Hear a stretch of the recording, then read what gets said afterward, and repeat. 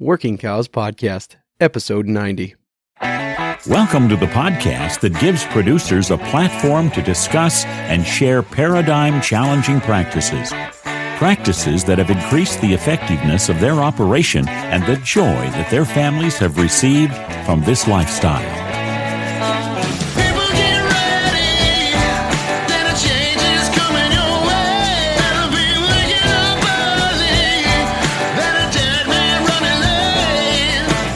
Howdy, everybody. This is Clay Connery, host of the Working Cows Podcast, powered by the Global Ag Network. And today we are brought to you by the High Plains Ranch Practicum, and we are joined by one of the instructors of the High Plains Ranch Practicum. Dallas Mount is an extension educator for the University of Wyoming and an instructor for the High Plains Ranch Practicum. This is the final class for the High Plains Ranch Practicum, final opportunity for you to get in on it. And I decided to ask Dallas to come on and tell us a little bit about the High Plains Ranch Practicum today. We'll get to that in a minute, but first we're going to start off talking to Dallas about profitability targets for the 2018 calf crop, and then how we can use that to make projections for the 2019 calf crop. And Dallas is also in the process of a transition. He is moving on to take over ranch management consultant. So we'll talk to Dallas a little bit about that as well. Dallas, thanks for joining me today on the Working Cows Podcast. Thanks, Clay. Glad to be here. We are going to talk today about profit targets, and we're going to work off some numbers for the 2018 calf crop, as we are just now getting the 2019 calf crop out to grass in most cases, or some of them are still being born. So what are you thinking about when we start to talk about profit targets? What are you hoping to accomplish with the discussion and the analysis of the business in that way? All right, Clay. Yeah, sounds good. So what these numbers come from is people that have participated with us and sharing their economics. We used to do a really robust benchmark data set out of the ranch practicum participants and others that would share their numbers with us annually, where we said, here's the top 20%, here's the bottom 20%, here's the average. And you guys will see those out of some universities. I think Kansas State does a good set. I think North Dakota still puts a set out. But as we kept going on this, for one thing, we were less confident in some of the numbers that people were sending us. I think they were their initial guesses at some things. So it was a little bit hard to feel confident with putting out numbers that we weren't confident in. And then secondly, we realized over time that there's really not a lot of things that make the difference between a profitable ranch and an unprofitable ranch.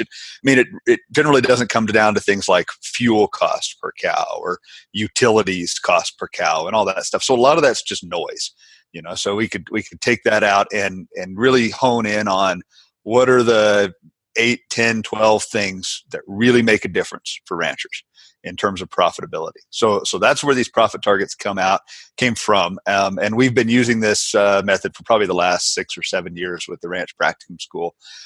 So I'd like to walk through the 2018 profit targets. So these were ones that we were sharing with the class and others back in the summer to fall of 2018, saying these are where your cows should be. If they're not here, look through this and see if you can identify some areas of weakness for your ranch, and then develop some strategies to address those areas. So that's how we use those. Does that make sense? Makes sense. I will say right off the jump that this will be linked at workingcows.net/90. This is episode 90 of the Working Cows Podcast. So the profit targets will be there linked, and you can go and follow along as we talk through them if you want. So just visit workingcows.net/90 and you will be able to follow along. So how much of this is on the cost side? How much of this is, as Burke Tigert would say in his 5 essentials of a profitable ranch, waging war on the costs? How much of it is on that side, and how much of it is on the production side, or however else that might be broken down? Well, if you look at the list, if you got the list in front of you, we've got maybe, I would guess, 10 items on there. The top 3 are related to productivity, and everything else is on the cost side. And if there's something to not get so excited about, I'd say it's in those top 3.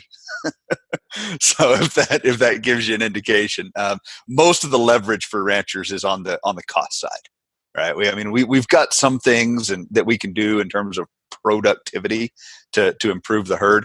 But for most guys whose numbers I look at, they've got very productive herds. I mean, we're getting good preg rates, we're getting good weaning rates, we're getting, calves weaned per female exposed.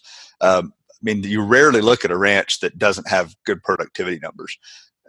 Much more common thing is to look at somebody whose costs are out of line with these targets. Right. Yeah. I think it was Dave Pratt who quoted Stan Parsons, who said that we're hitting bullseyes on the wrong target. Yeah. And we're hitting the bullseyes of profitability or of productivity, but to be sustainable, we need to be hitting the bullseyes of profitability. Yes, exactly. If the biggest leverage point is on the cost side, what is the biggest lever that we can push? Feed cost per cow. That and looking at your heifer development or cow depreciation cost per cow. Okay. Yeah. So how are you seeing people do a good job of pushing that lever of feed costs? Yeah. Hey, if I can, let's back up a second. I want to start at the top and then let's work down, and we're going to get there. Okay. Okay. So let's start at the top of this list. Pregnancy rate, females bred per female exposed. We think a good target is 93%. A lot of people are going to look at that and say, dang, that's high. There's a lot of profitable herds that are not achieving that target. There's a lot of profitable herds that are over that target, or I'm sorry, a lot of unprofitable herds that are over that target. Does that make sense? So, you run into somebody in the coffee shop, yep, got 100% preg rate last year. And okay, so what was the profitability per $2,000 of cow and feed? Exactly. So, that's a target to look at and say, okay, how are we doing on preg rates? If you're in the upper 80s, I'm not going to get too excited about it, right? We're going to look at your cost side first before we see what it is. If you're below 85, there's an issue, right? So pregnancy rate's the first thing we look at. We just kind of put it in the ballpark. Again, I said these productivity ones are not ones that I really get real excited about, and we'll kind of discuss why that is. It's because there's a lot more leverage on the cost side, right? So weaning rate, next one, calves weaned per female exposed. We think you should be around 90%, meaning for every female you expose to breeding that you intend on getting bred, we want to wean about 90% calves out of them, right? So if we've got that pregnancy rate of 93%, what that essentially means is about a 3% death loss from confirmed pregnant to weaning. Okay, so we can lose one or two of them at calving time, and then one or so from calving to weaning. Okay? Right. So fairly low death loss there. Now the third one related to productivity is calf value per cow. Okay, so now an important distinction here. We're going to move towards cows on January 1, which for most of us are confirmed pregnant cows. Okay, so that's the ratio here, and the dollar at the time is $835. So for every cow that we have confirmed pregnant on January 1, we want to get $835 of value out of her. Okay, so some of those are going to lose a calf, right? And some of them are going to lose a calf between calving and weaning. Take our total calf sales. Or total calf value at the end of the year, whether we sell them or not, and then divide them by the January 1 inventory of cows and see where that number comes out. What we used to report here is pounds weaned per female exposed. You've probably heard of that number, haven't you? Oh, yeah. Okay. So that's a number that's often thrown around in terms of how productive is a cow herd. Pounds weaned per female exposed. Who cares about pounds? Don't we want dollars? Yeah. Okay. Yeah. So let's get over this pounds thing, because who cares? I mean, if you wean a 450-pound calf or you wean a 550-pound calf, what's the difference in value? Probably not a whole lot. Yep. I probably talked about it here before, but we sold some of our light steers and heifers in January or February of this year. Uh-huh. And I watched some 750-pound steers go through ahead of them. And uh-huh. These ones were real green. Ours were real green. The other ones had obviously been on feed.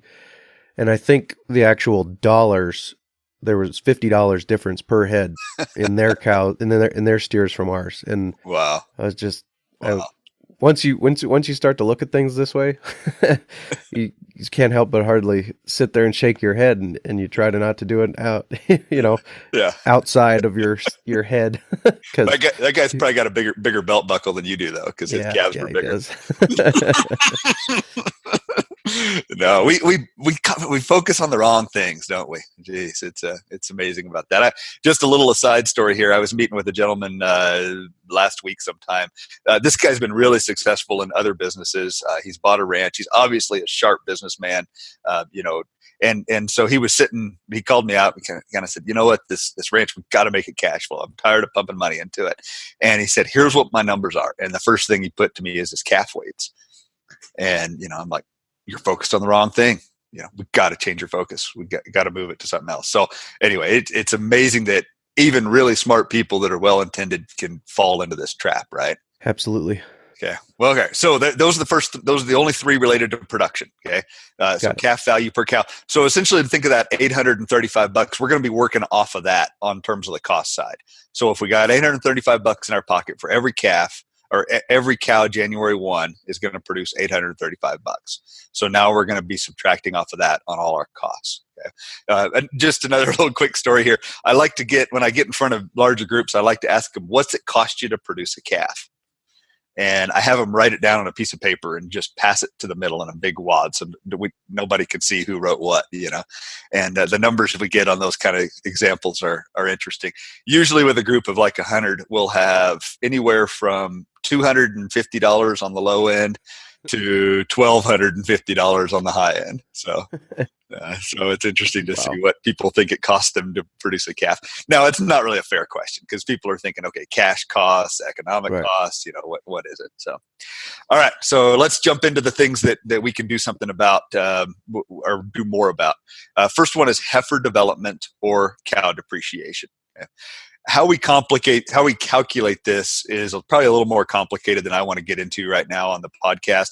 If you're interested in it, go to some of the links Clay's going to provide, and you can walk through our unit cost of production spreadsheets and see how we come up with that number. Essentially what it is, it's cull value and replacement value, and the difference between those two divided out for every cow on the ranch. Okay. So we're going to suggest if a ranch can do it for less than $110 a cow, if you can replace those bred females for less than $110 per cow per year, you're doing pretty good. Okay. A lot of ranches, this is going to be over $200. Some of them, it's going to be close to $300. Let me make sure I'm understanding you right. Your cull cows are going in for way up price, say $800 a cow. You want to be able to develop a heifer into the herd for $910 or less. Is that what you're saying? No. What I'm saying is, okay, let's say we're going to replace 20% of the cow herd a year. Okay. So I've got 100 cows. So every year I'm going to have about 18 cull cows for sale because 2 of them are going to die in the pasture and I'm not going to sell them. Okay. So I've got 18 of those cull cows that I can sell for that $700-800, whatever it's going to be. Okay. Now I've got to replace 20 as bred females. Okay.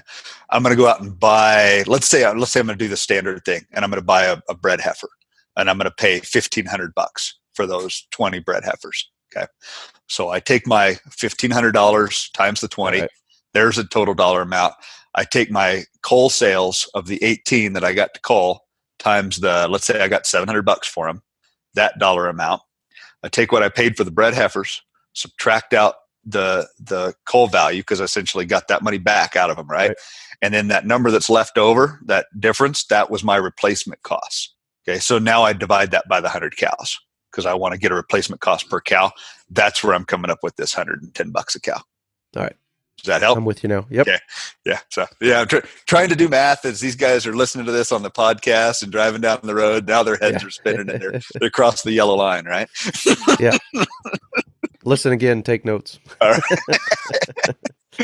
Okay. So breeding. Now you guys have had some great podcasts on what you can do to reduce cow depreciation. Okay. So let's not recover all the different leverage points on there. But the point is you got to think differently than the average Joe. Okay. You can't just take those cull cows to the sale and then go out and either retain your own in a traditional heifer development program or go out and buy somebody else's heifers and think you're going to hit the mark on this thing. Okay. It's not going to work. So take some opportunity to put some leverage on that. Related to that one is breeding cost per cow. So this is just essentially what you pay for a bull, what you salvage a bull for, divided by the number of years you get out of him. We think you should be about $35 a cow or less on breeding costs. That does not include bull pasture costs. We're going to lump that in terms of total feed cost on the cow. But just on that bull depreciation, essentially, is what that is. We think you should be at less than $35 a cow. Now, back to the one you originally asked me about. If there's one leverage point for somebody to work on, this is it. Hay cost per cow.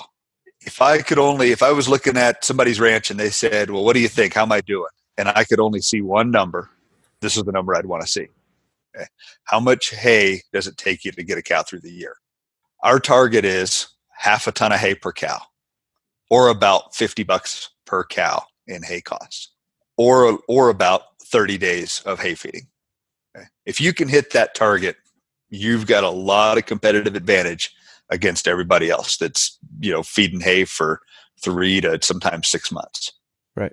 I want to take an opportunity here and say there's not a recipe for a profitable ranch. Okay. Not every profitable ranch is a low hay ranch. Okay. There are ranches that are feeding 2-3 tons of hay per cow per year and are still pretty dang profitable. Okay. I also want to be really clear here and tell people I'm not suggesting you starve your cows. Okay. I get this all the time. I got this just last week from a guy. Man, this stuff you're telling people to do, I see a neighbor out there and their cows look like crap every year. And some of them die every year from lack of feed. That's not what we're talking about here. Okay. We're not talking about not feeding cows. We're talking about putting together a system and a program in which a cow can get the majority of her nutritional needs on her own. Okay. Whether that's grazing feed, whether, you're talking about stockpiled aftermath, whatever it might be. What I've seen as I've thought about this a lot is that the biggest barrier between people and feeding less hay is a plan. Yeah, that's well put, right? Yeah. What's the plan for making that happen? Cool. I like it. Hay cost per cow. The other reason why this is such a big issue is it's not just the cost of the feed. What's the other cost that goes along with that? Tractor starts, maintenance, diesel fuel. There you go. Time. People. Yeah. Right. Yeah. It's not just the cost of the feed, it's the cost of the feeding, right? So it's all the stuff that you have to have in order to be a high feed ranch. Right. Yeah. So you're going to see this one come out when we get down to overheads as well. But hay cost per cow. There's the number one deal right there. That one, of any of these numbers, that's the most correlated with profitability. Okay. So if you want to be fancy and call it the R squared value from your statistic days, that one's going to have the highest R squared. Okay. It's going to have the most correlation with profitability. Sure. All right, let's jump on down the list here. Fed feed per cow. So this includes hay. So we're talking hay, protein, mineral. We think you should be less than $80 a cow when you add all those things together. Okay. So that's probably a $15 a cow mineral package, and then another few bucks and some protein to get them through the year. Sure. What's the bang for the buck on this? I mean, are you looking at mineral tubs? Are you looking at cubes or cake? How are you seeing people manage these nutritional needs in a way that helps them hit these targets? It's pretty variable. I think the most common thing we'd say is somebody's paying attention, right? And they're not just buying what they always bought or what somebody's used. Tubs can work in areas where it's really going to reduce the amount of labor and you're using them to get some animal distribution things as well. Right. Usually when we look at price per pound of protein delivered to the animal, the tub is the most expensive way to do it. Yeah. That's usually the case. So the things that we see often win in terms of cost of delivery to the animal in terms of protein is alfalfa hay often is a pretty high winner.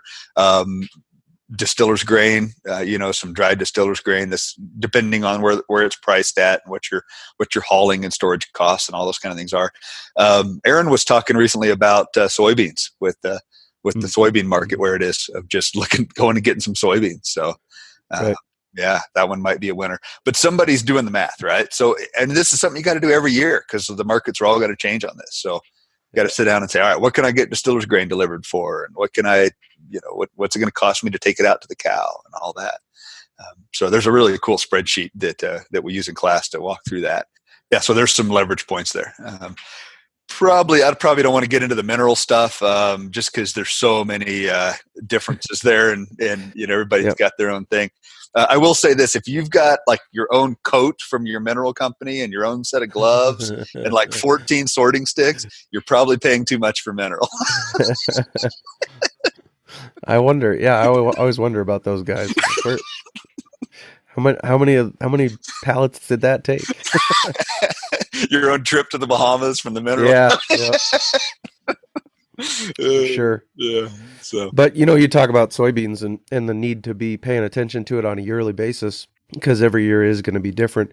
And I think it's just another one of those deals that people are waging war on costs. They're doing everything they can to hunt down the most affordable feed they can and figure out a way to meet that cow's needs. Like you said, we're not starving them, but meet that cow's needs in the most economical way possible. Right. I think that's a commonality. You got it. All right. Let's next one on the list is total feed cost per cow. This is going to include the opportunity cost of pasture or your actual pasture rent. Okay. We're going to say under $400 a cow, and some of your Nebraska guys are going to go throw their hands up in the air and go, "Yeah, right." Because they're going to be paying $60 a cow just in grazing costs. So if you were grazing a cow for 12 months out of the year, there's no way you're going to hit that number, right? If you're paying those kind of things, there's a lot of room in that number, and there's some different ways of calculating that. So let's say you've got a ranch and you're going to lease it to your cows. Okay, so it's your owned pasture, and you're going to lease it to your cows, and you're going to charge them a flat cash lease.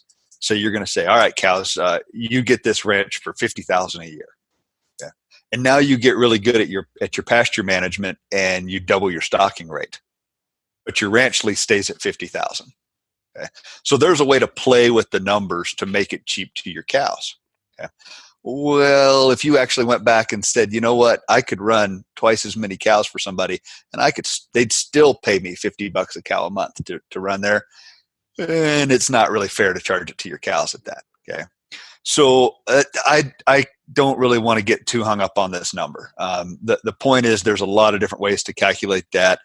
I think focusing in on that fed feed cost is probably the way to go. But we throw this number out as a target for folks to say, you know what, there is cost to that owned pasture, or certainly cost to cash leasing pasture. And you need to put that in there and figure out how much per cow in terms of value you're going to charge your cows. That's that's another one of those. That's the first paradigm shift, I think, maybe of the High Plains Ranch Practicum, is that you've got to start thinking about charging your cows to eat your grass, and they don't get to graze it for free. And if somebody else would pay you more than your cows, then maybe you need to look at a different business model altogether. So in the middle of this episode, I do want to give you an opportunity to give a little pitch for the last of the High Plains Ranch Practicums, and really honored and excited that I was able to participate in it. Really, it was where the Working Cows podcast started. Everything from the name to the idea to the continued prodding to do something, all started there. So I wanted to have you on and give you an opportunity to make a pitch for the High Plains Ranch Practicum and invite some people out to be involved. I think you're starting towards the end of June with the first class. So yeah, that's right. So pitch away. If you haven't been yet, you better get your butt there. This is going to be your last shot to do it, as Clay said.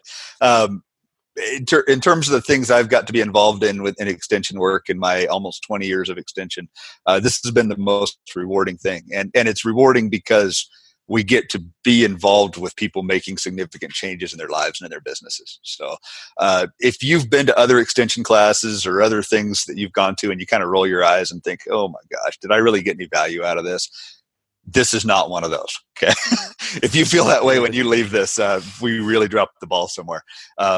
So, I like, if you're in the ranching business, you need to invest in yourself in terms of professional development. And I think this is a great opportunity. So I'd say if you're within an 8-hour drive of Cheyenne, you better make it happen. Yep. And even there's people that come in from further than that. So it's going to be a good use of your time. We've already got registrations rolling in, and some of the folks I know that are coming, and it's going to be another outstanding class. So it really is the peer group that helps make the class. And so we've got some outstanding folks that have already signed up. They're going to take this opportunity to either repeat the class if they've been through it years ago, or come for the first time. And I'm really excited about it. I had a gentleman the other day, just a little story here, was at a FFA awards banquet and was standing in line for the food. And a young guy that's doing some ranching, and he said, "Oh, Dallas, you still doing those ranch seminars?" I said, "Yeah." He said, "Well, talking about profitability in ranching, it's kind of silly, isn't it?" I'm like, "Well, what do you mean?" And he said, "Well, he said, times are tough. The last few years, markets wise, we've really kind of been going backwards." And he said, "We're just going to hunker down and wait, because this market's going to turn around eventually, and it'll come back around, and we'll be good." And I just kind of shook my head, and it wasn't the time to really. Right. I was tempted to launch into him, right? But as I step back and think about that, what he's done in his mind is he's resolved himself to the fact that profit is something beyond his control. Right? Profit in his mind is only a function of the markets. Right. Yeah. And so if that's the case, if that's his belief, then why in the world would he come to a class to talk about ranch profitability? Because it's something that's completely beyond his control. And so I guess I can understand where some people's, why they're not interested in this. But if you're really in the ranching business, I think you need to get there. Right? If you're in the ranching hobby, if you do this because it's a hobby for you, then stay home. Okay, because we're not going to talk about things that are appropriate for you. But if you want to make this a business and improve your quality of life, then I think you need to go. So how's Absolutely. that for a pitch, Clay? Yeah, great. I do want to ask you about the guest speakers you have coming in this year. Do you have that all scheduled, or can you talk about some of the people that are coming to talk to the class? Sure. Yeah, we've actually added one this year that I'm really excited about. The ones that have been with us for several years, Shannon and Melinda Sims, are coming back. Some folks say that having them there is just open their eyes to all the things you can do in terms of ranching. Wonderful family. Shannon and Melinda are passionate about ranching, so they're going to be there talking about grazing programs, talking about family dynamics in ranching, and being a part of that. We're going to go to Joel Vads. Joel runs a ranch for the CSU Research Foundation. It's a profit-motivated ranch, not a research ranch.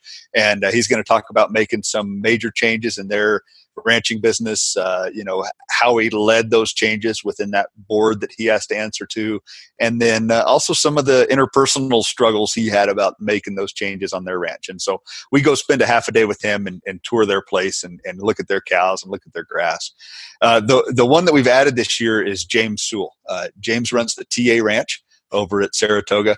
I had the opportunity to listen to James at Stock Growers this last year talk about running a ranch for an absentee owner, but then also leading a crew.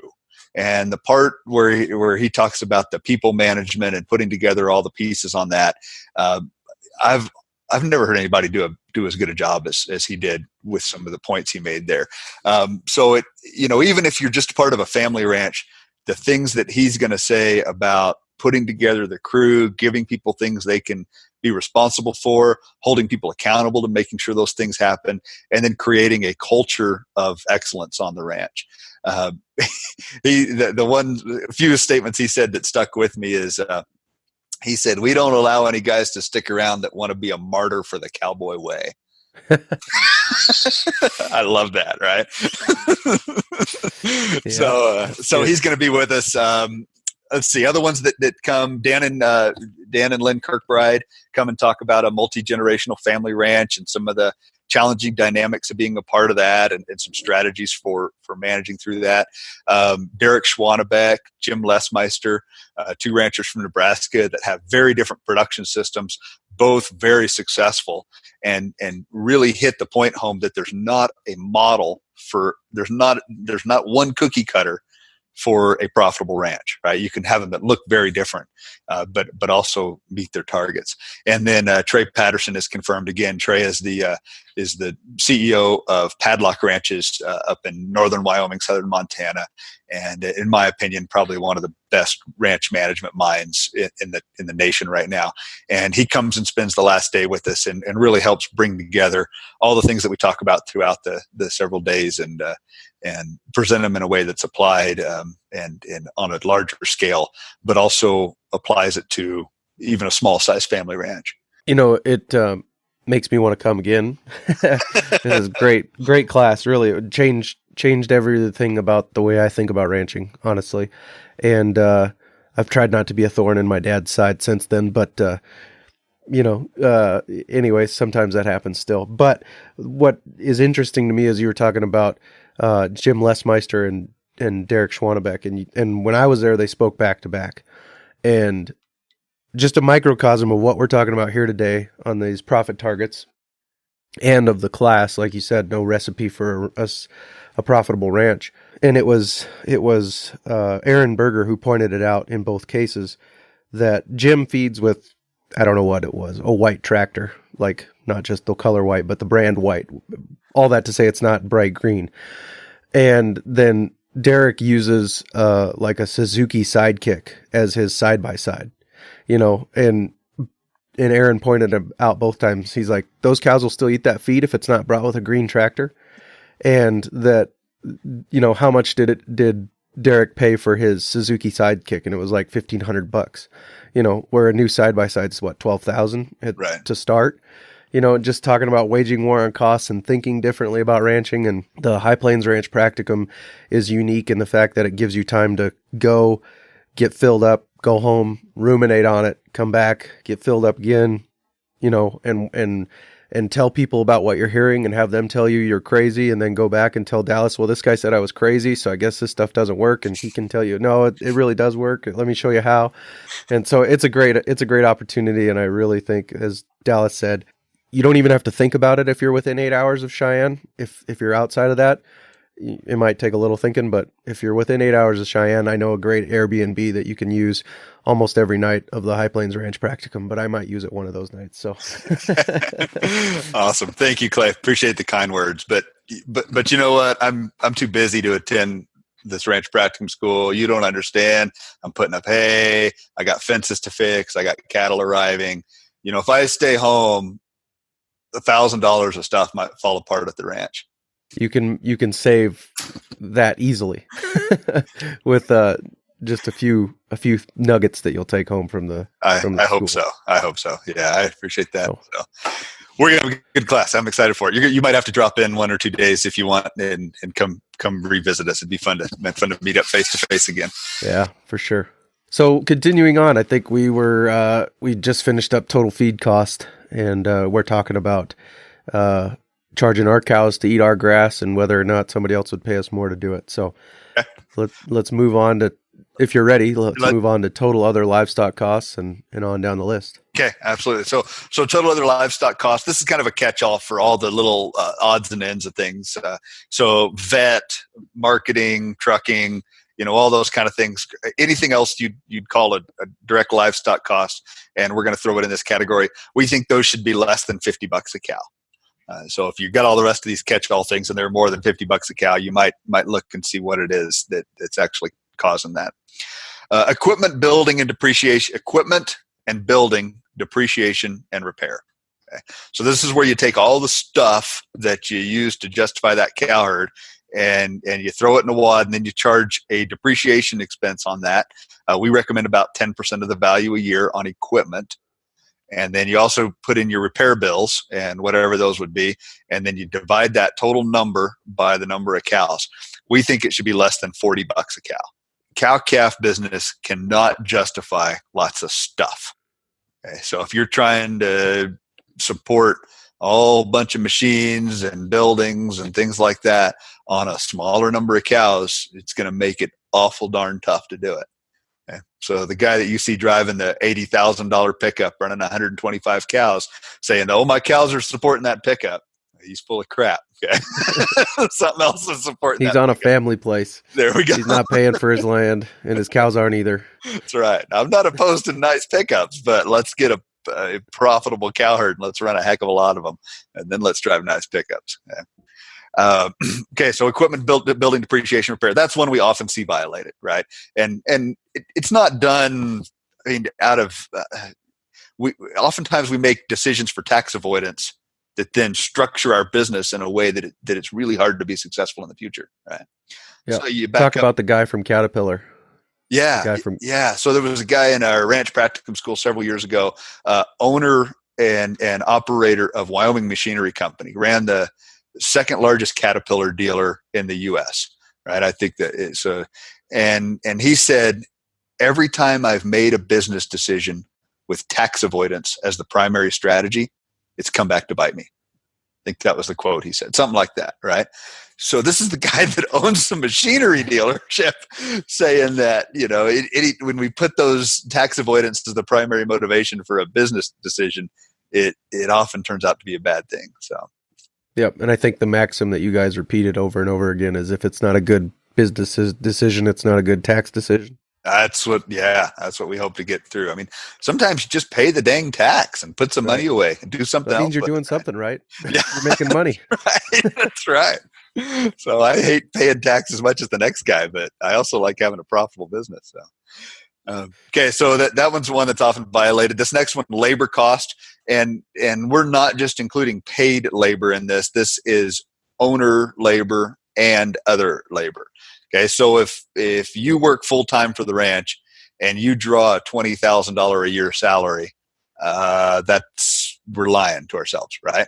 Okay, so we're going to make you include, what would it cost to replace yourself? Okay, well, maybe it'd cost me $50,000 to pay somebody else to do what I'm doing. All right, so $50,000 is the number we're going to use. Okay, because just like we don't subsidize the cows with free grass, we cannot subsidize the cows with free labor. So we have to include the economic costs of the labor. So we take that economic cost. So let's say it's one full-time owner. So we might use somewhere between $50,000 and $70,000, depending on what other costs of that labor are included here, right? Are we also billing for the house? Are we also billing for the pickups and the fuel and all that kind of stuff that goes into it. And then we divide it by the number of cows January 1. We think you should be somewhere around $125 a cow that's going to labor costs. If you're much over that, you're probably over labored on that cow herd. Okay. That's one that's commonly violated. Yep. What this is telling you is it's probably somewhere around 400 cows to support 1 unit of labor, if you actually run the math on that. Right. Doesn't mean a 300 cow ranch is only going to have 1 unit of labor. Okay, there might be other things going on. This is just the cow herd. So you might have a cow herd, you might have a yearling program, you might have a haymaking business, you might have farming enterprises. So with that 300 head cow herd, there might be other enterprises that are also supporting the labor. But if it's just the cows supporting the labor, we think it needs to be around $125 a cow. Sure. All right, so that we're pretty well done with the costs. So we add up all those total costs, and if you hit these benchmark targets, you've got about $760 a cow in costs. So remember that. Let's back up to that. Each cow was producing a calf that was worth $835. Or every cow January 1 was producing calf value of $835. So that leaves us essentially $75 to give us a return to our equity that's invested in the cow herd and plus profit for the ranch. Okay. So that's not a whole lot of money really at the end of the day. And that's a pretty lean squeaking machine right there we just described.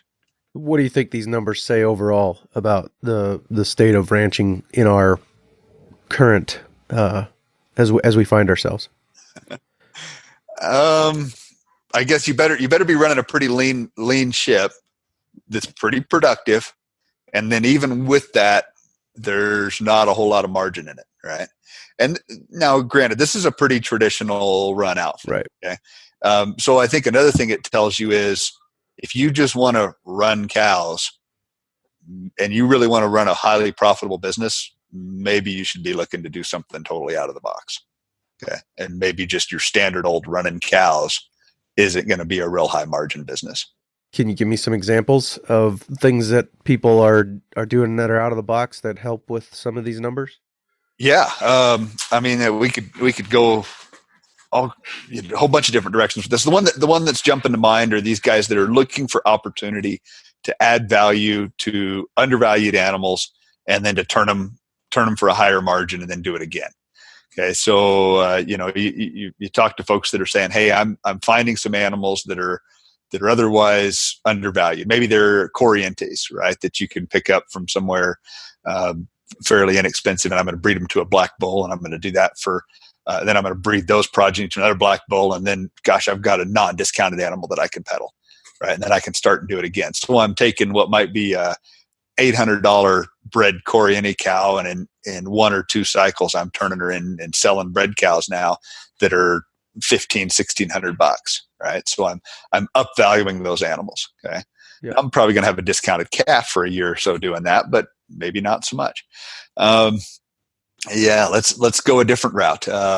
So let's look for somebody that's going to go and pick up some ground that nobody else wants to lease. Okay, maybe it's the swamp ground, it's the cattails that nobody can handle, and they don't want to fence it, they can't hay it, so they're going to go and lease this stuff, or maybe CRP ground. Okay, we're going to go pick up leases for $20 a cow a month on ground that nobody else wants to mess with, and I'm going to bring in dry cows that are fall calving cows that I can put on that in the middle of the summer that don't have a whole lot of nutritional requirements, and I'm just going to run the heck out of those things. Okay? Again, this isn't something that you go to the coffee shop and brag about, right? Okay? But these guys are kicking it, So it's about being different and finding opportunities to create value, leveraging it, and then doing it at scale. And both of those instances are something that you can do on not a lot of owned land. I think if you own the land or if you control the land, then custom grazing makes a lot of sense. But if you don't own or control the land, you can bring in Corriente cows and start adding value to their progeny. And, that guy doesn't care. He's getting paid for the grass, same as he would if the cows were black. And you're getting, you have another income stream there. So those are good examples. I appreciate that. What about, you talked about, and I asked you earlier about the biggest lever we could push was feed costs. How are guys pushing that lever? What are you seeing them do? Is it a matter of buying cheaper hay? Is it a matter of grazing for more of the year? What is it? Yeah, the first thing that jumps out obviously is calving season when we start looking at reducing feed cost. So you're not going to be able to get by with 30 days of feeding when you got a calf that's being born in February and March, right? Because that cow's going to need good nutrition from the first of the year till green grass. Okay, so I mean, I shouldn't say you want to be careful about saying never, right? But I would almost say you can almost never do that with the winter calving cow. To get the hay out of the business, you got to match the cow's nutritional requirements to when the land is going to provide that high quality feed. So if you've got a May calving cow, we can ask her to do different things in the wintertime than we can that cow that's calving in February, March, right? So we can, that she's going to be second trimester in January, February. So we can ask her to stand out there and graze through some pretty tougher conditions when we wouldn't be able to do that with a cow that's getting ready to calve. So that's the first thing. The other things are, like you said, stockpiling feed, getting better at pasture management, finding strategies to do that. Sometimes it's moving the cows to the feed rather than bringing the feed to the animals. So if you ranch in a place where it snows up to your keister for 6 months out of the year, okay, you're probably not going to be able to winter cows there and be cost competitive. Okay? I mean, I shouldn't say you won't be able to. Maybe you can find a way to do it, but maybe it's finding a place to send those cows to where somebody else will feed them for you or put them on some grass for you. Yep. So, I mean, there's some ideas on that. I mean, guys are going to come up with a lot more ideas than I would. But. Yep. And it's all good stuff. I appreciate that. And this seems to be pretty easy calculus to me as far as the math on it. And, it's pretty simple. This is how much I spent on repairs. Divide that by the number of cows I have. How much per cow did I spend?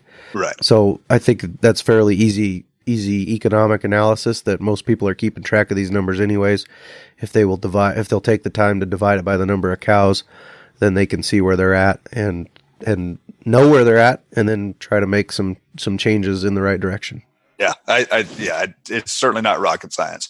Let me talk through how we encourage folks to use this. So take your numbers, and you could take your 2018 numbers if 2018's done. I think it's really more useful to put projections on here. But let's say somebody wanted to know how they compared against this. So they're going to write their 2018 actuals down next to these numbers. And so write yours off down to the right. And just like you said, sit down, figure it out. It'll take you 2 hours of your time to figure this out probably, if you're doing it for the first time, and then write your numbers off to the right. And then grab a red and a yellow and a green highlighter. Okay. Go right down through this list, and anything you're missing the target significantly on, highlight that in red. Anything you might be just missing that target on, or maybe you're pretty close to, highlight it in yellow. And then anything you're beating the targets on, highlight that in green. Now get everybody from the ranch together and put this thing up on a flip chart or a whiteboard or something like that, and have everybody look at it. Okay. And then first of all, get consensus that, hey, this is how we did the numbers, and yeah, we're close on these. Okay. So people are satisfied that your numbers are close. And then say, all right, which one of these ones that's highlighted in red do we have leverage to attack? And then let's get folks to agree on, you know what, our weaning rate last year was only 82%. And the target here is 90. And I think if we changed, when we're in this pasture, maybe we had a larkspur issue, or we changed when we're over here, I think we can really, really make some difference on that. Okay, cool. So let's say we've got leverage on that one. Maybe the next one you highlighted was feed cost per cow, hay cost per cow. Target's $50. We're at $200. Oh boy. Okay. What could we do to reduce hay cost per cow? Oh, well, somebody throws out a couple ideas. So you want to get one or two of these items that you're missing the targets on, that are highlighted in red, that you feel like you have leverage on, and then develop some strategies as a team to address those. Okay. Right. And then you got to vet the strategy. Okay, if this thing worked well, how good might it be? Are we exposing ourselves to risk by doing this? Okay. So if somebody said, hey, cost per cow, well, let's just not feed between now and March. Okay.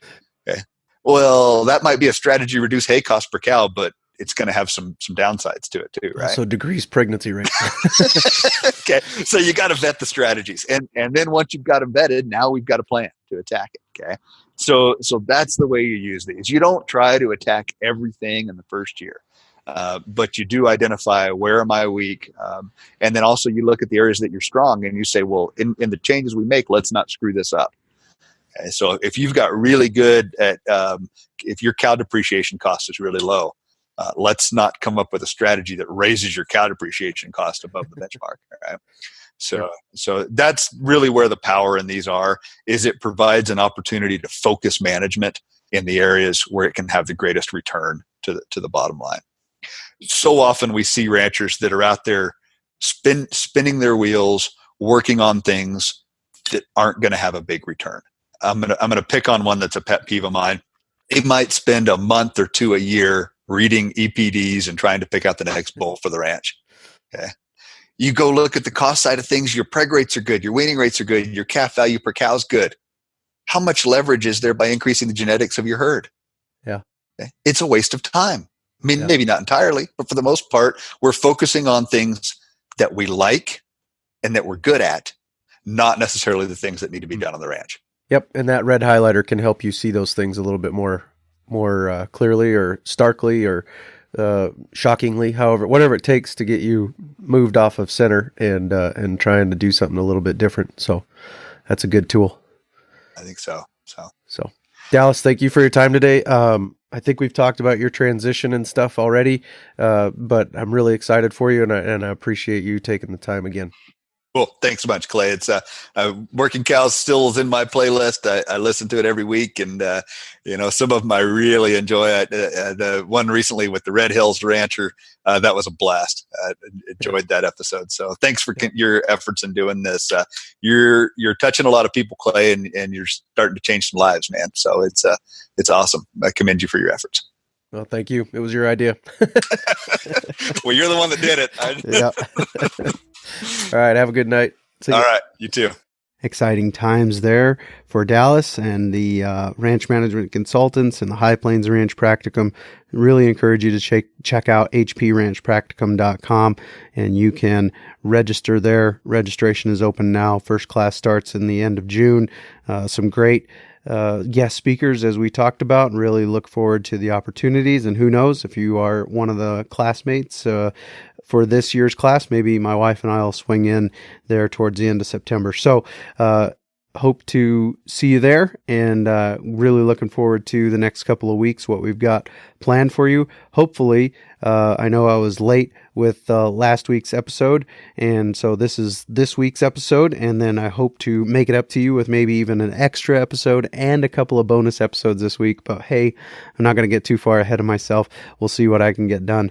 But thanks for all the support, and keep your eyes peeled to workingcows.net for the newest episode of the Working Cows podcast coming your way real soon. We invite you to visit workingcows.net to subscribe to the show via iTunes or Stitcher. You'll also find detailed show notes pages, resources from our guests, and the industry leaders who have influenced them. For more ideas on putting your cows to work for you in a more profitable way, tune in next week.